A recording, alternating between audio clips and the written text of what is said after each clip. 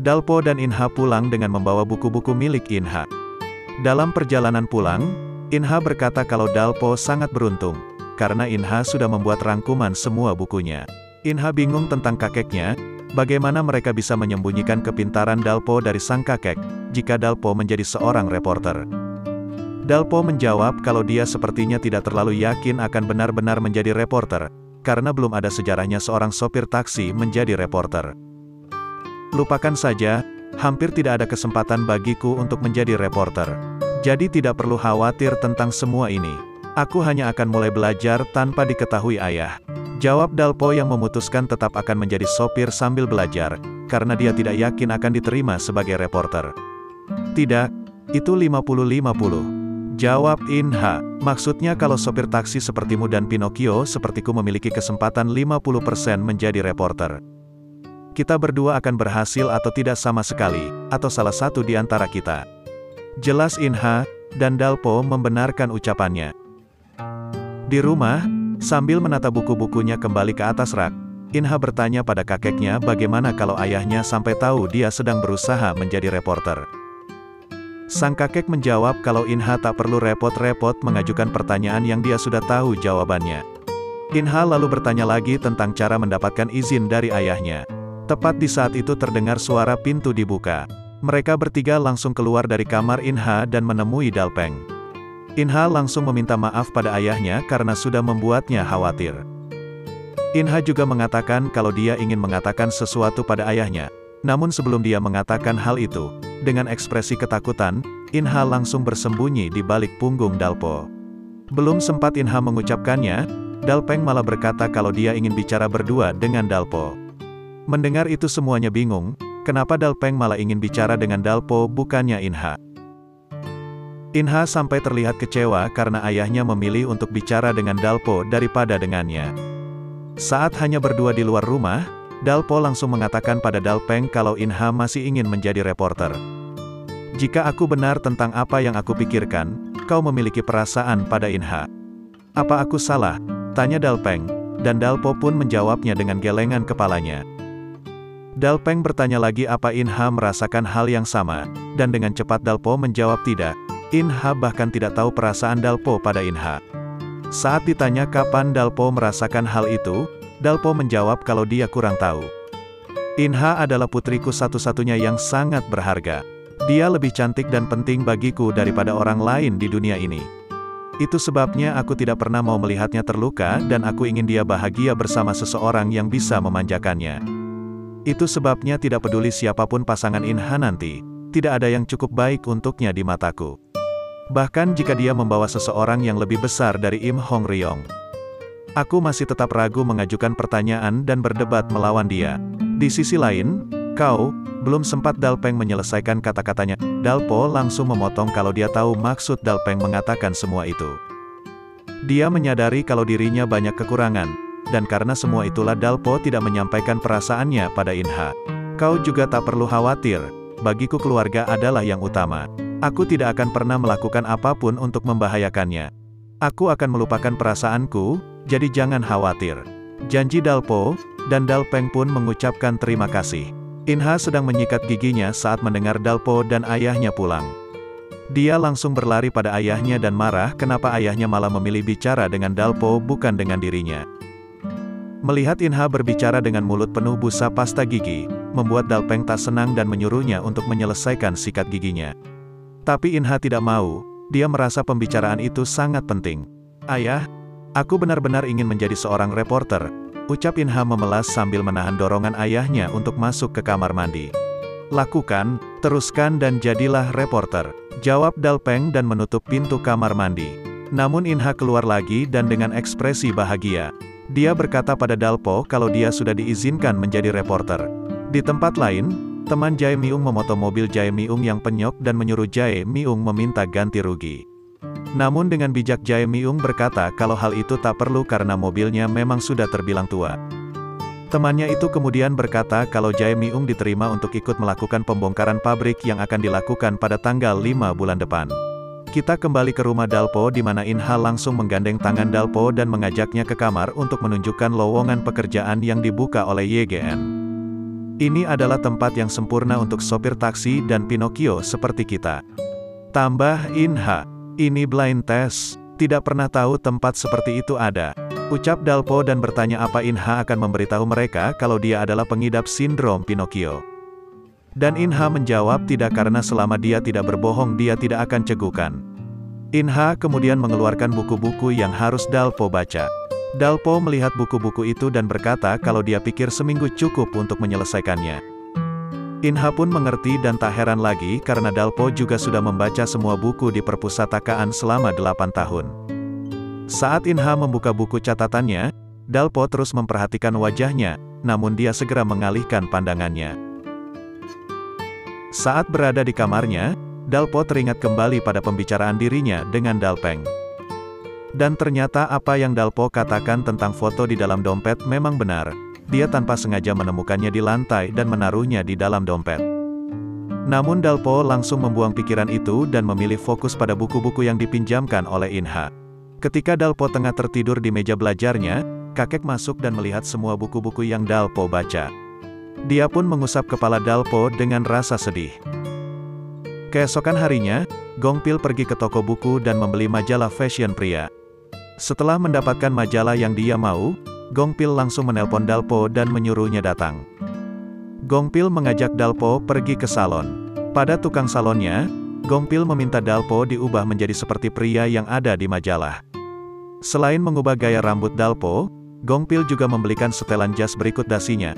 Tak lupa juga sepatu yang cocok untuk Dalpo. Setelah semuanya sudah dipilih, Gongpil tinggal menunggu penampilan baru Dalpo. Dalpo kemudian keluar dari kamar ganti dengan semua atribut yang Gongpil berikan, dan tentu saja Dalpo terlihat tampan dan gagah dengan semua itu, apalagi rambut gondrongnya sudah tidak ada lagi. Dalpo lalu berfoto untuk foto di resumenya. Dalam perjalanan pulang, Dalpo melihat aneh pada bayangan dirinya yang ada di cermin. Dalpo lalu bertanya apa Gongpil baik-baik saja. Gongpil pun bertanya kenapa Dalpo bertanya seperti itu. Karena penampilanku, aku tidak lagi terlihat seperti anakmu, ucap Dalpo. Gongpil tertawa dan menjawab kalau Dalpo adalah anaknya, karena penampilan Dalpo sekarang tak jauh beda dengan dirinya. Gongpil membuang sepatu lama milik Dalpo dan meminta dia untuk tidak mengkhawatirkan ayahnya itu mulai sekarang.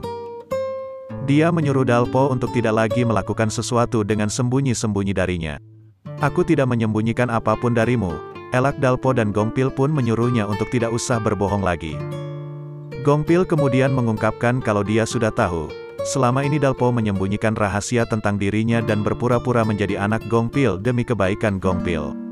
Tentu saja Dalpo terkejut mendengarnya. Di dalam bis, Dalpo duduk jongkok di depan ayahnya dan bertanya berapa lama dia tahu tentang siapa Dalpo sebenarnya. Gongpil menjawab kalau dia sudah tahu sejak setahun setelah mereka tinggal bersama. Lalu kenapa kau tidak mengatakan apa-apa? Tanya Dalpo dan meneteskan air matanya. Karena aku takut Dalpeng akan mengusirmu. Pada awalnya, aku terus menipumu karena aku kasihan padamu. Tapi sekarang, aku terus menipu karena aku kasihan pada diriku sendiri yang menginginkanmu. Jadi kau bisa berhenti mengkhawatirkanku sekarang, dan mulai menjalani hidupmu seperti yang kau inginkan, ucap Gongpil dan membelai kepala Dalpo. Wajah tampanmu, dan otak cerdasmu, kau tidak perlu menyembunyikannya lagi. Tidak apa-apa bagimu untuk menjalani hidupmu jika kau menginginkannya. Aku akan baik-baik saja, tambah Gongpil. Dalpo menangis dan langsung masuk ke dalam pelukan Gongpil. Mereka berdua menangis bersama. Sesampainya di rumah, Dalpeng sempat tak mengenal Dalpo karena sekarang sudah keren. Tepat di saat itu, Inha keluar dari kamarnya dengan membawa cemilan yang diletakkan di topi sweaternya. Siapa ini? Pamanku sudah berubah, ucap Inha girang. Dan Gongpil langsung berkata kalau Inha dan Dalpeng harus lebih menghormati Dalpo lagi. Gongpil menambahkan kalau ketampanan Dalpo bisa mengalahkan dua aktor sekaligus. Mendapat kode dari ayahnya, Dalpo pun ikut mengiyakan apa yang dikatakannya dengan bergaya bak model yang tampan. Sambil makan, Inha memuji penampilan baru Dalpo dan berkata kalau seharusnya dari dulu saja Dalpo mengubah tampilannya. Inha juga mengatakan kalau pakaian Dalpo luar biasa. Mendengar itu Dalpeng langsung memotong dengan mengatakan kalau pakaian Inha sendirilah yang sangat luar biasa.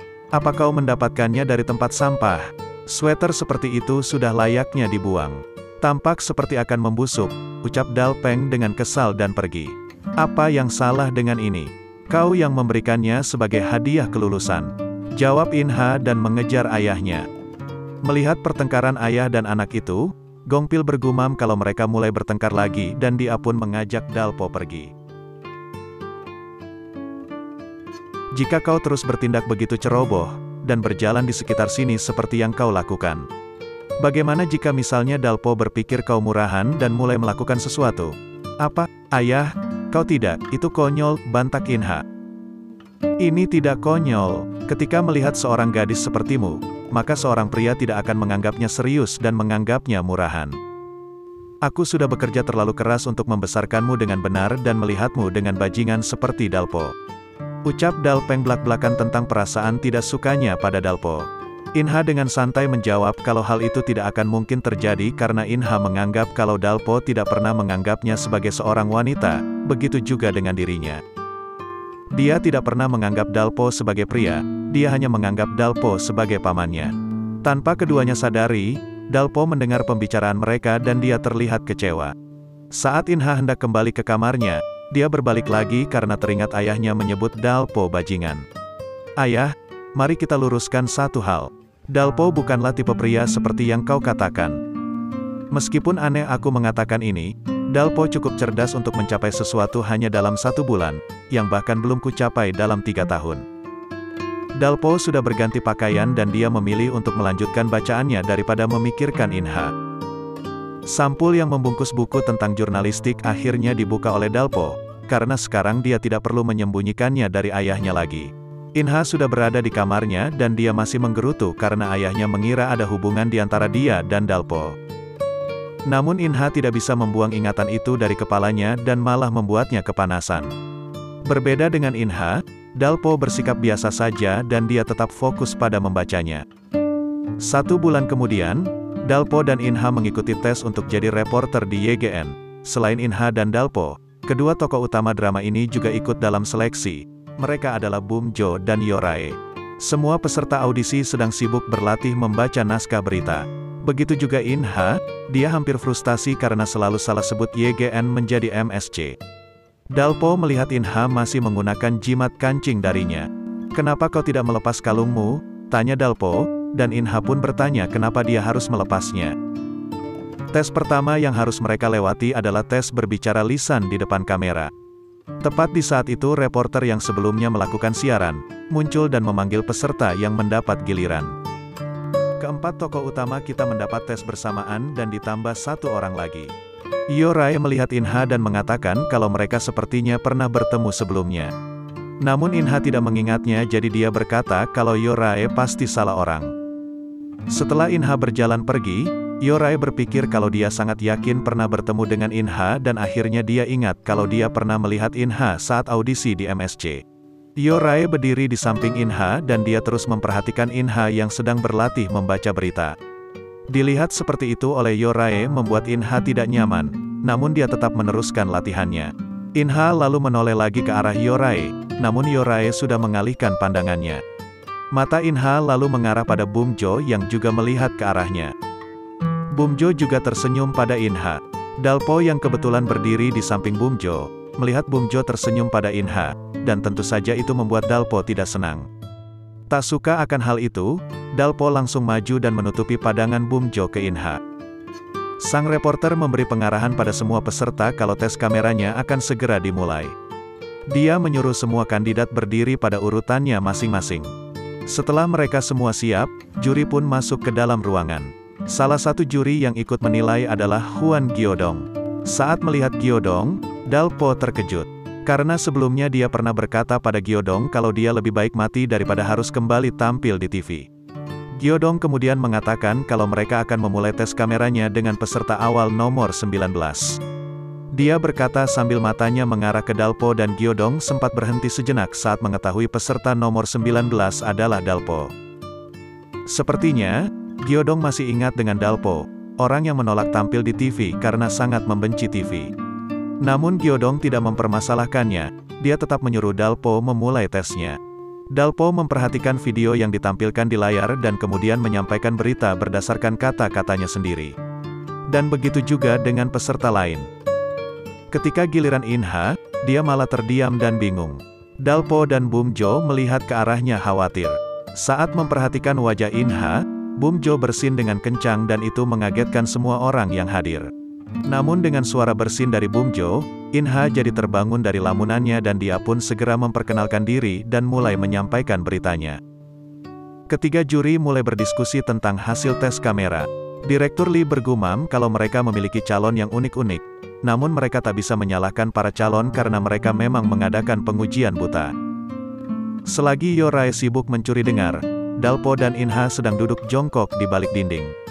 Keduanya galau karena kesempatan mereka diterima sangat kecil. Inha bertanya apa yang akan mereka lakukan jika mereka gagal karena dirinya. Dalpo menjawab kalau semua itu bukanlah salah Inha, dia tidak mempermasalahkan kalau mereka berdua harus gagal. Tidak, itu tidak benar. Salah satu dari kita harus lulus. Entah itu kau atau aku, ucap Inha spontan dan kemudian menyadari keceplosannya berkata, entah itu kau atau aku, apa kau mengatakan kalau akan baik-baik saja jika kau lulus tanpaku? Ah, tidak, masalahnya adalah, ucap Inha dan langsung hendak pergi namun Dalpo menghalanginya lalu bertanya apa yang sedang Inha pikirkan. Inha kebingungan dalam menjawab dan dia hendak pergi melalui arah yang lain namun tangan Dalpo lebih cepat menghadangnya. Tepat di saat itu Bum Jo muncul dan melihat Inha dan Dalpo sedang jongkok bersama. Dengan keras Bum Jo berteriak kalau pengumumannya sudah keluar. Terlihat jelas kalau Bum Jo tidak senang pada kedekatan Dalpo dan Inha. Semua peserta berlarian menuju papan pengumuman dan keempat tokoh utama kita lulus pada babak penyeleksian pertama. Dalpo langsung menelpon Gong Pil dan memberitahu kabar kalau dia dan Inha lulus. Dalpo juga memberitahu ayahnya itu kalau tes selanjutnya adalah tes asesmen. Melihat Dalpeng yang sedang berdiri di depannya, Gong Pil pun memberitahunya kalau Dalpo dan Inha lulus tes pertama. Sambil berjalan pergi, Gong Pil mengungkapkan rasa senangnya kalau keponakan dan paman bisa bekerja di perusahaan yang sama. Bekerja di perusahaan yang sama, ucap Dalpeng dan membayangkan Inha dan Dalpo yang akan berangkat kerja bersama. Dalpo membuatkan Inha roti bakar dan saat melihat dasi Dalpo tidak benar, Inha pun membenarkannya.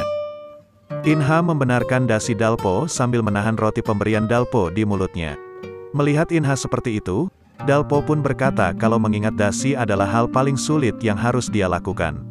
Sambil berkata demikian, Dalpo pun mendekatkan wajahnya pada Inha dan ikut memakan roti milik Inha. Tentu saja melihat hal seperti itu Dalpeng langsung terpancing emosi dan langsung melempar bantal ke arah Dalpo dan Inha.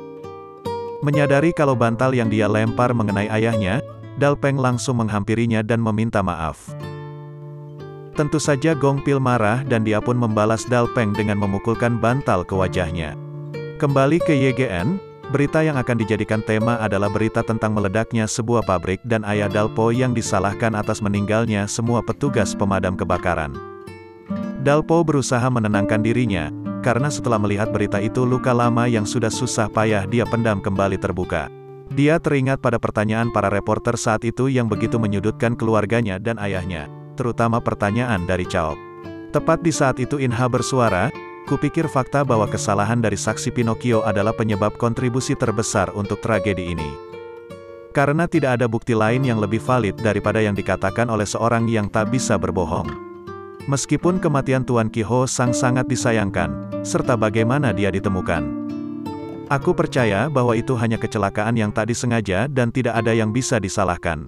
Mendengar dan melihat Inha berkata dan berpendapat, Dalpo melihat dia seperti ibunya.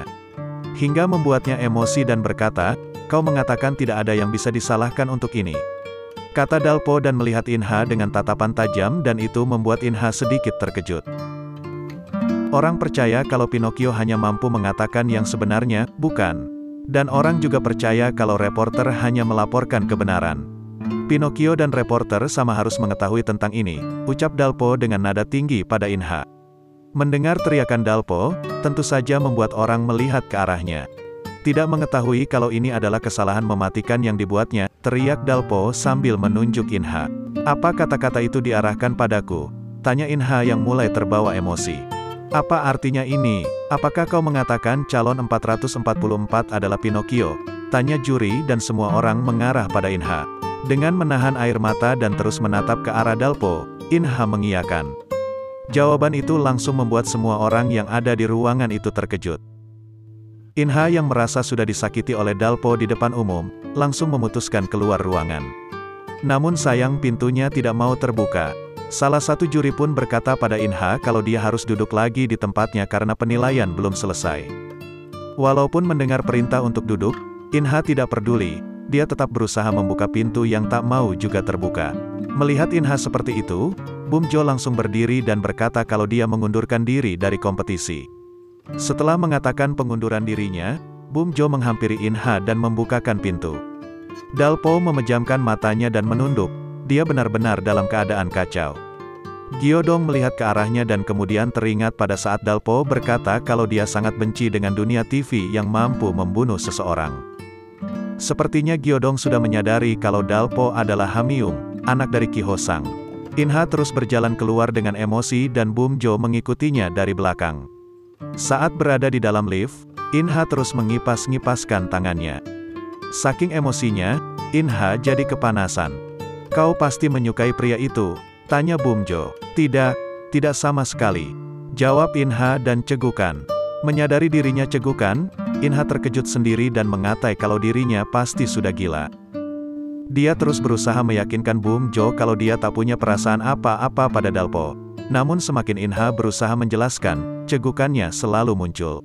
Dia berkata pada Bum Jo kalau dia tidak mungkin suka pada Dalpo, karena selain Dalpo adalah pamannya, Dalpo juga sudah punya pacar. Inha lalu memukul-mukul dadanya dan berkata kalau perasaannya itu tidak boleh dimilikinya.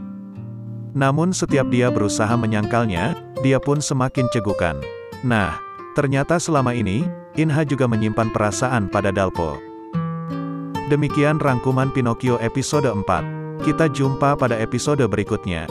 Terima kasih.